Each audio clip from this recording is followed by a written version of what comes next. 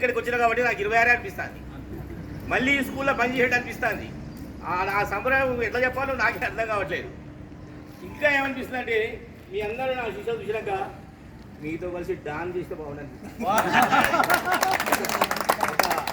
డీజేనో ఉంటుంది కదా డీజే, అది ఉంటే అట్లా సంబరం అనిపిస్తుంది నాకు. ఈ సంబరాన్ని నాకు కలగజేసినందుకు మీ అందరికి కూడా నమస్కారమే పెట్టాలి తప్ప మనమందరం ఇప్పుడు మేము గురువుల మీరు శిష్యులు గారు, మనమందరం బంధువులం, ఫ్రెండ్స్, రిలేషన్స్ అంతే. అప్పుడు గురువులం అయిపోయింది, చదువు చెప్పినాం. ఇప్పుడు అందరూ మీరు కూడా మా ఆంధ్రుడులయ్యారు. ఒకప్పుడు మీరు నెక్కర్లు వేసుకొని ఉండేవాళ్ళు, ఇప్పుడు పాయింట్లు వేసుకుంటారు, బట్టతలే బాణ పొట్టలే, మంచిగా బజ్జీలు తిని పొట్టలు వేసి ఎంటకలు నాకు బాయ్ మీకు బాయ్, మనందరం ఒకటి కాకపోతే వేరే ఉంటుంది. అయితే విద్యార్థులారా, నా నౌకరీ ఉద్యోగం ఫస్ట్ ఇక్కడి నుంచి స్టార్ట్ అయింది అనుకోవాలి. చెప్పాలంటే దందాలపల్లి స్టార్ట్ అయింది కాబట్టి నాకు first impression is the best impression అంటే చూస్తున్నారు. అలాంటి ఈ దంతాలపల్లిని ఎప్పుడు నా మైండ్లో ఉంటుంది. కారణం ఏంటంటే నేను ఎట్లా చదువు చెప్పాలి, నేను పేదరికం నుంచి వచ్చినప్పుడు నా పిల్లల్ని కూడా ఎట్లా పోషించుకోవాలి, ఎట్లా అభివృద్ధిలో తేవాలని ఆరాటం ఉండేది. ఎప్పటికీ పిల్లలు, వాళ్ళ బాగులు, వాళ్ళ క్షేమాలు, వీటి గురించి ఆలోచించేవాళ్ళు.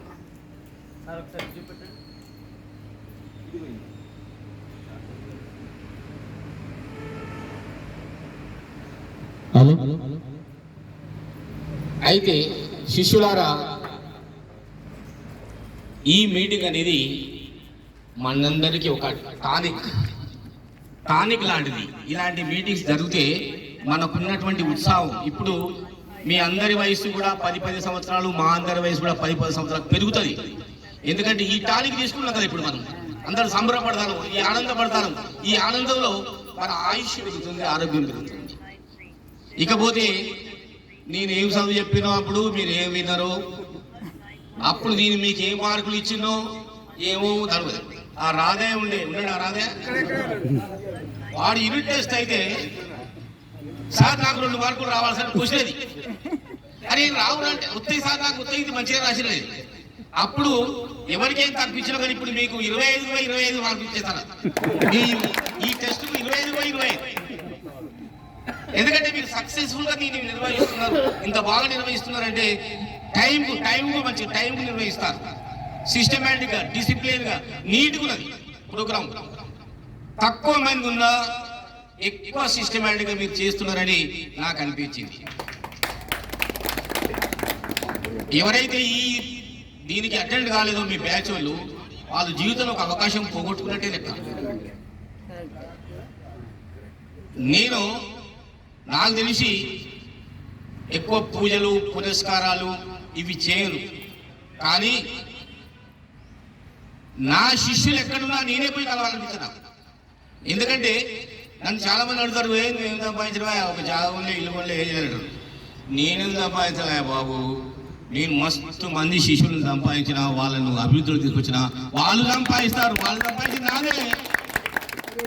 నా ఎట్లా చెప్పు. నా పిల్లలే నేను పోయిననుకో, సపోజ్ సమ్ ఎక్స్ స్టూడెంట్ దగ్గర పోయినాం, అరే బాబు నీ అమ్మని ఇలా నాకు తినడానికి ఇబ్బంది ఉందిరా, ఒక పూట భోజనం పెట్టా అంటే ఒకప్పుడు సార్ 4 రోజులు బయట తిరిగినట్టు స్టూడెంట్స్ నా దగ్గర.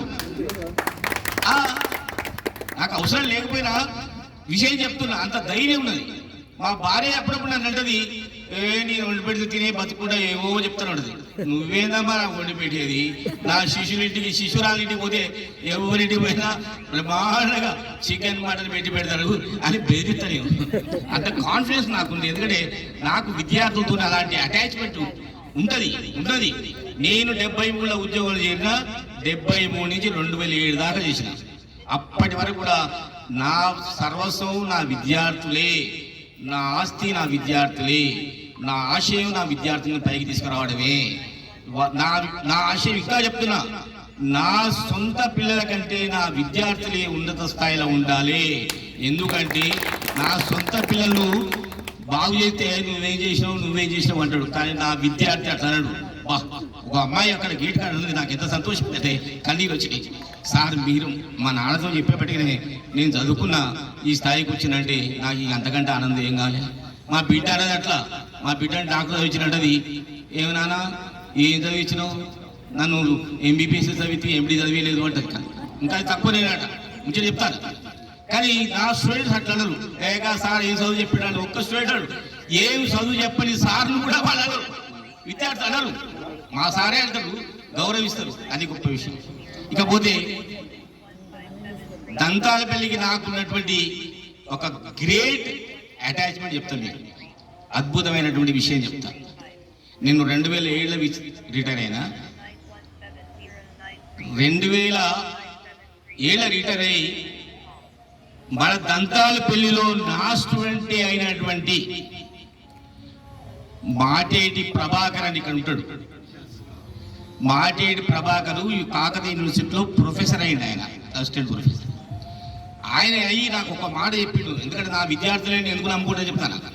సార్ మీరు లెక్చరర్ అయింది కదా, మీరు పిహెచ్డి చేయండి సార్, మంచిగా ఉంటుంది, గౌరవం ఉంటుంది, రిటైర్ అయినా పర్వాలేదు, మీ పేరు ముందు డాక్టరేట్ ఉంటే చాలా విలువగా ఉంటుంది సార్ అంటే, నేను పిహెచ్డి రీసెర్చ్ చేసి ఆయన దగ్గర శిష్యరీకం తీసుకొని 2011 జూలైలో నాకు పిహెచ్డి అవార్డు అయింది. అప్పుడు నా శిష్యుల ద్వారా నాకు ఏం లభించింది అని ఆయన చెప్తుంది. ఎగ్జాంపుల్ అంతే. అంటే గురు శిష్యుల సంబంధం అలా ఉండాలి. ఇచ్చి పుచ్చుకునే ధోరణి ఉండాలి. ఇచ్చడమే కానీ పుచ్చుకునేవే కానీ ఉండకుండా ఉండాలి. కాబట్టి ఇప్పుడు ఇంకొక విషయం మీకు చెప్పాల్సింది.